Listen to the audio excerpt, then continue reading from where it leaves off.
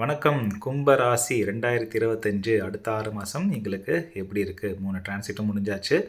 பொது பலன்கள் நல்லா இருக்குன்னீங்க. இப்போது கெரியர் எப்படி இருக்குது? பொது பலன் மாதிரியே நம்ம மனசு மாதிரி கும்பராசிக்காரங்களோட மனசு மாதிரியே கெரியரும் அமோகமாக அமையப்போகுது. இதை கேட்டு என்னை பார்த்து சிரிக்கிறதுக்கு நிறைய கும்பராசிக்காரங்க சிரிக்கலாம், இல்லை திட்டலாம், அடப்போப்பா அப்படின்னு கூட ஃப்ரஸ்ட்ரேஷனில் இருக்கக்கூடிய எல்லாரையும் எனக்கு தெரியும். பட் இதான் நீங்கள் எழுதி வச்சுக்கோங்க.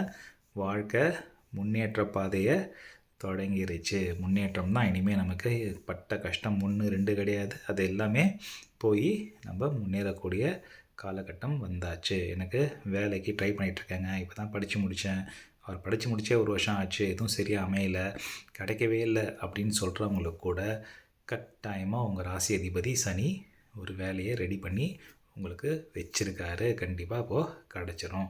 கொஞ்சம் நம்ம முயற்சியை நம்ம போய் போடணும். நமக்காக போய் சனி சிவிலாம் எழுத மாட்டார். நம்ம தான் சிவி எழுதணும், நம்ம தான் இன்டர்வியூலாம் அட்டன் பண்ணணும். அதை நீங்கள் பண்ணுங்கள். உங்களுக்கு கண்டிப்பாக வேலை கிடைக்கக்கூடியதுக்கு எல்லா விதமான பாசிட்டிவான அமைப்புகளும் இருக்குது.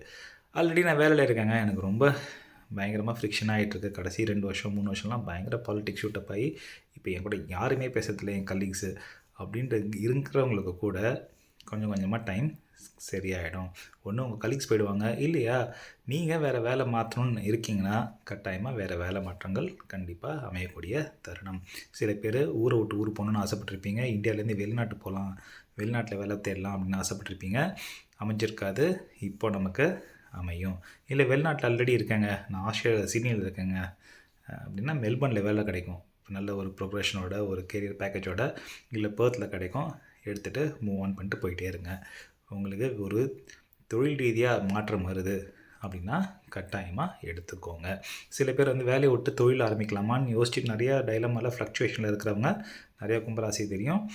அதை மட்டும் கொஞ்சம் பார்த்து தள்ளி போட்டு நிதானமாக இப்போது ஒரு ஒரு ஒரு சம்பளம் வந்துட்டுருக்கு அப்படின்னா சம்பளம் தாண்டி ஒரு தொழில் ஆரம்பிக்கிறது நோ ப்ராப்ளம்.